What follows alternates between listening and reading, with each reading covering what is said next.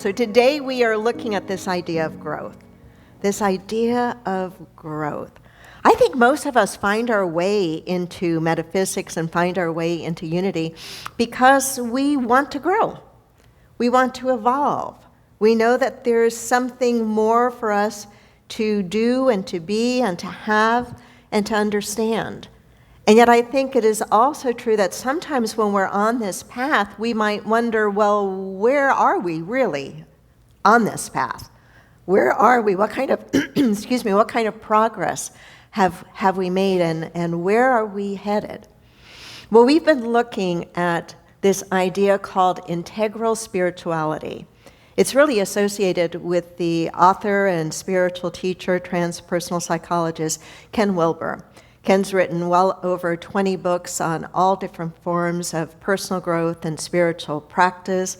His work attempts to bridge together philosophy and psychology and science and spirituality in a holistic kind of framework. And he has this framework that he refers to in terms of our spiritual journey that can really serve as a sort of guidance system for us, kind of like a spiritual GPS of where we are in our own development on this spiritual path. And he identifies that there are 4 pieces to it. Those pieces are waking up, growing up, cleaning up, and showing up. Waking up, growing up, cleaning up, and showing up. Say them with me. Waking up, growing up, cleaning up, and showing up. Waking up, we looked at last week. Waking up is this idea of raising our consciousness, of realizing that we are more than just this physical, mental, emotional being, that we really are spiritual beings first and foremost, and raising our consciousness. What does that feel like? What is that all about? And that raising of consciousness is this waking up part of our journey. Then the next evolution, if you will, of that is the growing up, the maturing emotionally and psychologically. And we're going to drill down into that today. Growing up, maturing emotionally, maturing psychologically. And then the cleaning up that we'll be doing next week has to do with our shadow work. Realizing that, yes, we are born in the image and after the likeness of Spirit. The divine spark resides in each and every one of us. We say in unity we are born in original blessing, not original sin. And yet, there are aspects of the ways that we show up in life that are influenced by the shadow, the unresolved traumas or the unresolved shortcomings that we all have that get in our way. And so looking at that is what is meant by the shadow work or cleaning up. And then it's about showing up, about living out of our unique potential and purpose that each of us belongs here. You belong here. We belong here at this point in humanity's evolution, at this point in the history of our country, in the history of our world. We belong here.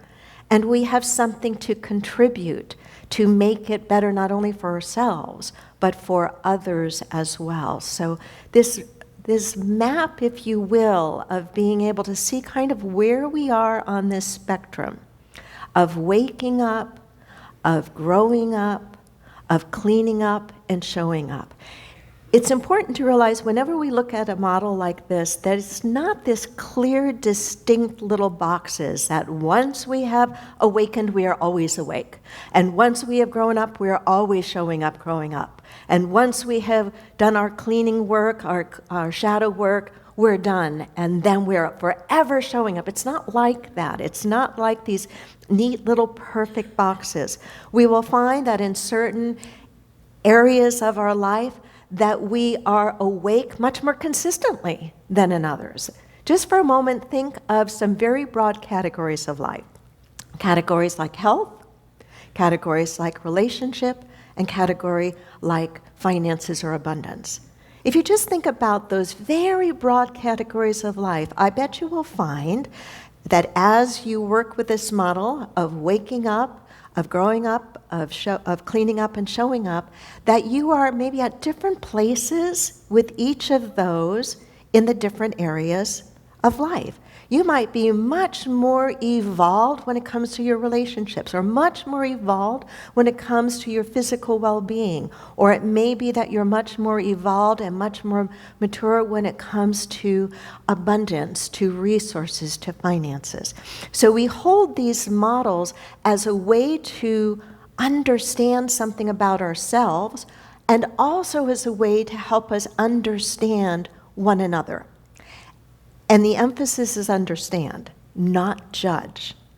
Not judge. It's not like, oh, that person's not very grown up. That person's not very emotionally mature.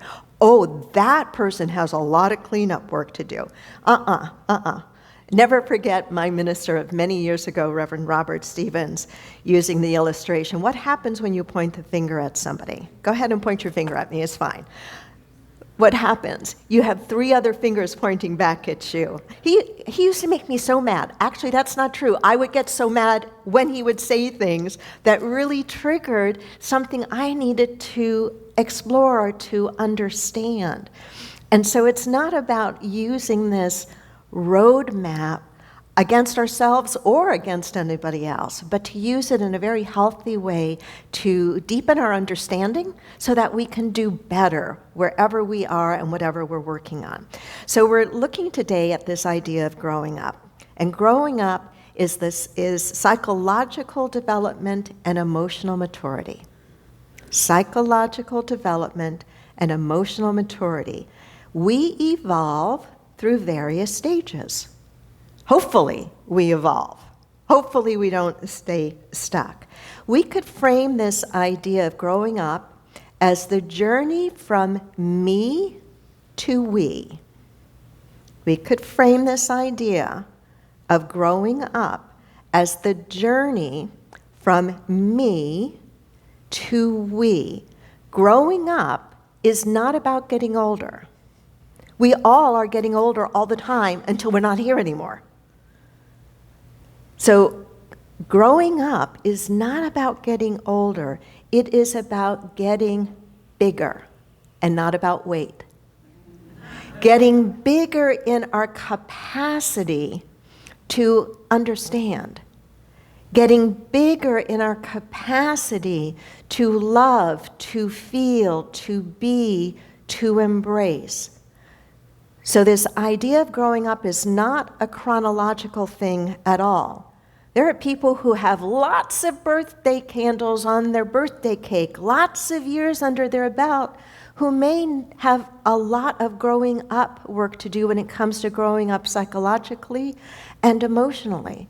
There are young people, not so many years old, that seem to come in as old souls, if you will, and have an element of maturity about them that seems to defy the number of years they have lived. The journey of emotional and spiritual maturity allows us to expand our capacity for love, for tolerance, for understanding, for kindness. It's moving from a me-centered view of the world to a we-centered view of the world.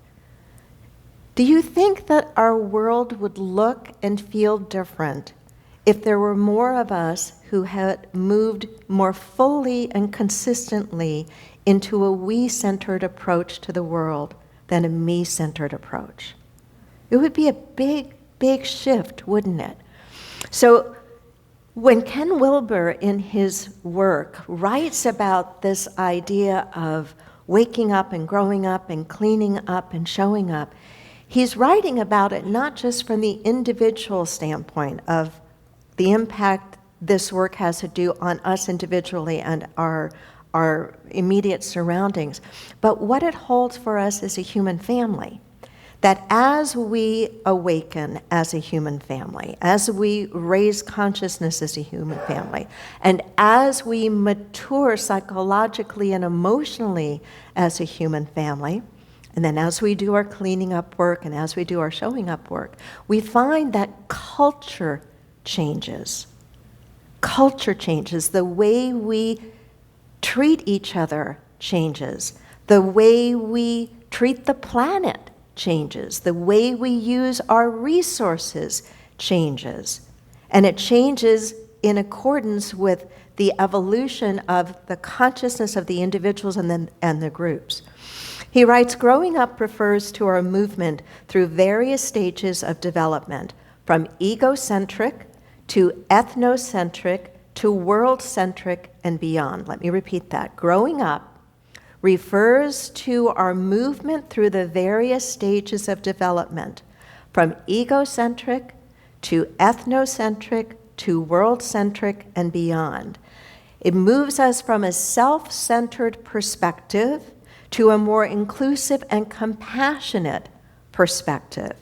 This is in part what baffles me when I look at how so much of what I think has happened to Jesus' teachings today have been hijacked and taken away from the very world-centric view that I think he held, and that the spiritual teachers I am aware of held, that we ought to be holding, moving away from an egocentric way of being to an world-centric way of being, where we have this capacity to care deeply about and for one another. To do that, we have to do some growing. Would you not agree? We have to do some growing.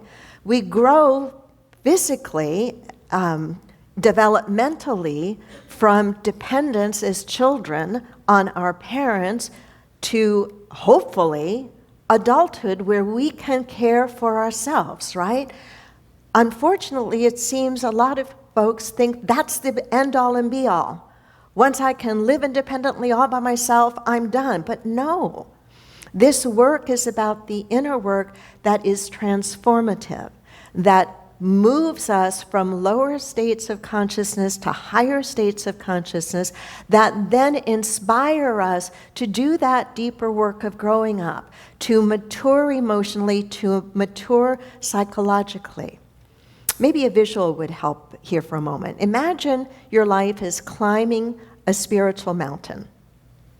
Climbing a spiritual mountain. At the bottom, the view is egocentric. You're aware of your what? Immediate surroundings. You're aware of your immediate surroundings. You're impacted by your immediate surroundings.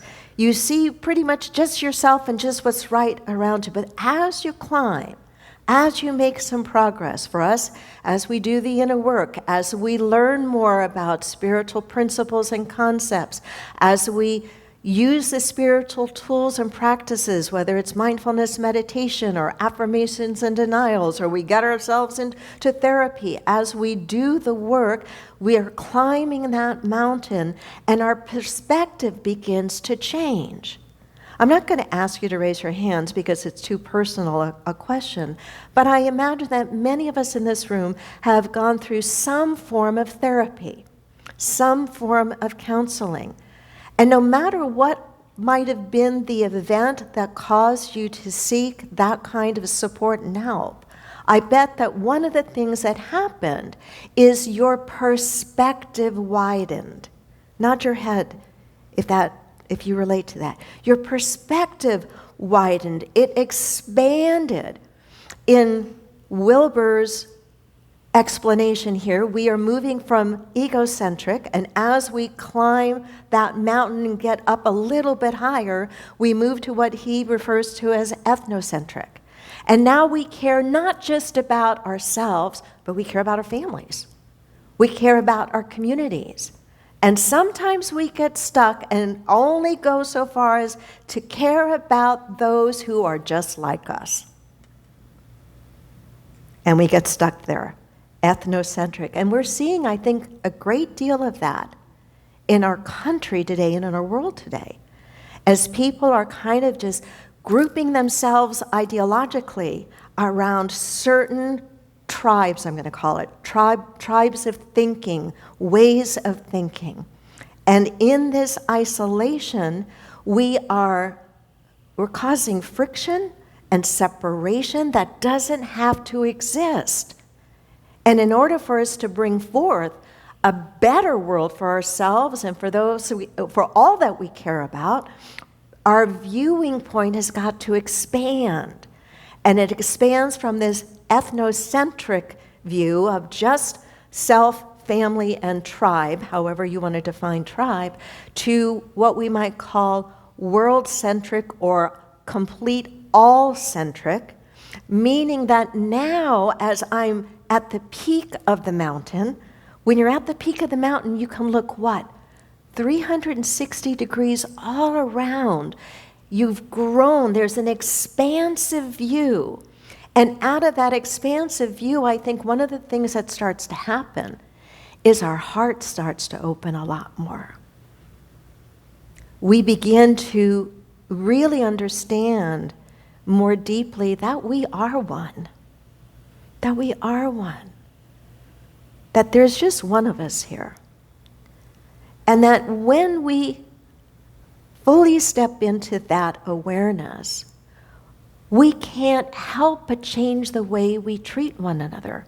To treat one another with dignity and civility and kindness and patience and love and respect. That those are the things that become incredibly important to us, not just for ourselves, not just for our families, but for the family of humanity. So this growing up is a maturing emotionally and psychologically. How does this fit with unity? It fits actually very, very well, very much at the heart of what we believe. We believe in growth and development in unity. Charles Wilber said the purpose of man is growth. We are meant to continue to evolve, to expand, to become more. And that more is to be broader and more inclusive. Growing up is the process of expressing more of that second principle we hold to be true in unity. That principle of the innate divinity within each and every one of us, whether we recognize that it's there or not, whether we call it forth or not, it is there. We are born in the image and after the likeness of the One. And as we are growing, part of what we are doing is we are growing into that. We are expressing more of that. Charles said the purpose of man is growth, growth in understanding, growth in character, growth in our capacity to express God's goodness. So the work that we do, the work that you do on yourself, matters. Take your hand for a moment. Raise it up, if you will. Pat yourself on the back. I don't know where you are in your journey, but the fact that you're here or the fact that you tune in tells me that you care about your own growth and not just your own growth, that you care about the world. Am I right? Right. And probably, like me, at times you wonder, are you doing enough? What more can you do, or will it make a difference? Some of what we need to realize is we may never know the difference that we make, but that should never stop us from doing what we can do, where we are, with what we have, with what we know, for the people that we are with. That's where humility, a piece of humility comes in, I think, where we step back and we say, I'm going to keep doing the work, even if it doesn't always look like anybody's listening or it's making that big of a difference. I'm going to shine my light as best I can. I'm going to grow as best I can. I'm going to deal with my stuff as best I can. When I shared the lesson last week and I introduced Wilber's 4 pieces, his waking up, his growing up, his showing up, his waking up, growing up, cleaning up, and showing up. Several of you came and shared with me how it sounded familiar, that in other thought structures you're a part of, you hear echoes of these same kinds of steps. And whenever that happens, I think it should be really validating to us that there's something here. There's something real about this. When I was working on this series of lessons, I was looking and researching who are some of the other teachers that have taught some of these same kinds of ideas, even if they've used different terminology for them. I remember a period of time where I was studying the teachings of Sri Aurobindo and his integral yoga philosophy and practice, and a lot of it had to do with the idea of purifying the mind and really practicing connecting with the divine. This is very much what Wilber is about, with the waking up of consciousness and the cleaning up of our own stuff. Thinking about the teachings of Carl Jung, he perhaps was the one most associated with this idea of the shadow work that we'll be looking at next week, of the cleaning up work and how that is an important element of our growing and evolving as human beings. Or the work of Don Beck and Claire Graves in spiral dynamics. That's a whole body of work, a model that attempts to explain across all of the human spectrum where people are at. It's a model that has proven to be so helpful in business, in governance, in politics, in trying to understand why do groups of people happen to act in a certain way. Have you ever wondered that as you look out at what's going on in the world today? There are some solid theories of explanation as to why, and it has to do with where we are in this, in the terms of Don Beck, spiral dynamics, where we are in terms of our own evolution and collective evolution. When we have maps like this, as I said earlier, we don't use them to judge ourselves or others in a shaming or negative way, but they can be really helpful to us in understanding what's going on, in understanding maybe why we get triggered or why the other gets triggered or why it seems to take so long for us to figure out how to live with one another in peace. And when we have models that can help us understand, it gives us time then to make the changes that need to be made. Wilber writes, growing up refers to the developmental stages we go through, not just physically, but emotionally, morally, and cognitively. He talks about human beings evolving in their understanding, as I've said, from egocentric, ethnocentric to world-centric, and that we are to move through these stages, and as we move through them, we move higher and higher in consciousness. He makes a really good point as he develops his work on this waking up and growing up and cleaning up and showing up. Have you ever wondered why you can read about spiritual teachers that have had such peak spiritual experiences, and then you read about some of the horrible things that they have done personally, morally, or ethically? Have you had that experience? I have. And wondered, how is it that on one hand they could seem to be so advanced, and on another do these very harmful things to others? Wilber gives a really solid explanation to that. He says there's a danger in waking up, but not growing up. In other words, not doing our emotional and psychological work, our emotional and psychological maturity. That refers to, in part, how we handle those who are immature. How we handle when our buttons get pushed. How we show up when we are triggered. This gives each of us a glimpse into where there is still work that we need to do personally.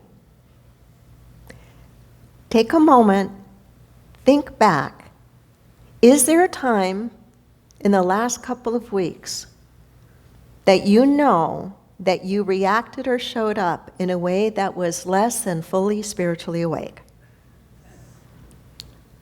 I think most of us, we get a little quiet. I'm not asking for any self-confessions, but just for us to kind of do our own work without any judgment around it, just noticing it. And the answer is probably yes. Of course there is. And so this growing up, this learning how to deal with our emotional reactions, learning how to deal with when and how and who triggers us is an important element of really evolving spiritually. We can read all the books that all of the great New Thought writers have written. We can attend all of the seminars and become a practitioner, become a licensed teacher, become a minister. We can do all of that stuff. But that doesn't automatically mean that we have matured emotionally and psychologically. I'm participating, I have to be careful here how I share this, but it's so fresh in my mind. I'm participating in some really important work in our movement right now. And it's involving large numbers of our leaders and teachers in our movement coming together about a big decision before us. And one of the things that I have absolutely marveled at, these are people who are awake. And when you hear and see how they interact with each other in a meeting, it is shocking. It is absolutely shocking. It is jaw-dropping shocking.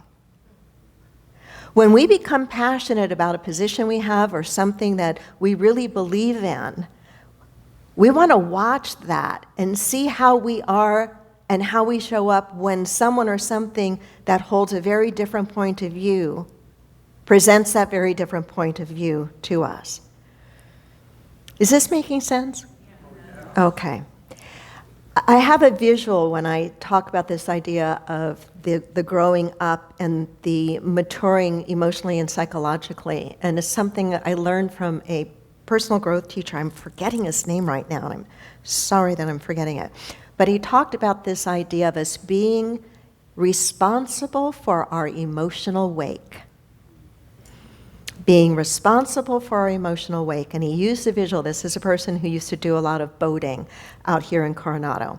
And he had his boat in calm waters where he would dock it. I know I don't have good boat language.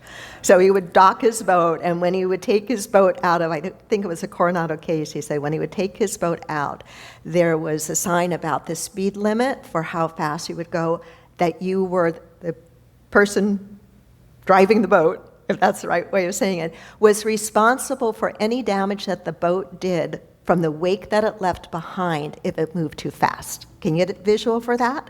So if they pulled out too fast and it caused a lot of waves on the water and the waves caused the other boats to knock into each other or into the dock, the person driving the boat that did that was responsible for the damage the wake did.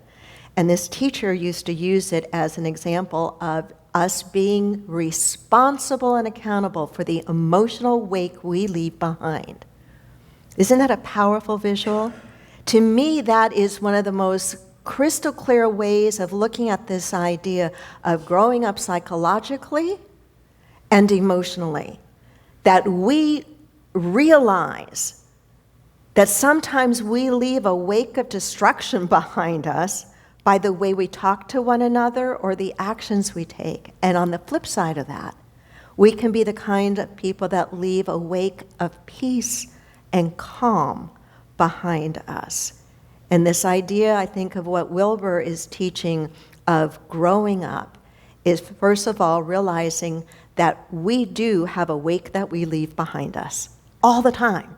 All the time. We are beings of energy. The words we say, how we say them, the way we move, the things we decide have an impact, not just on us, but on those around us.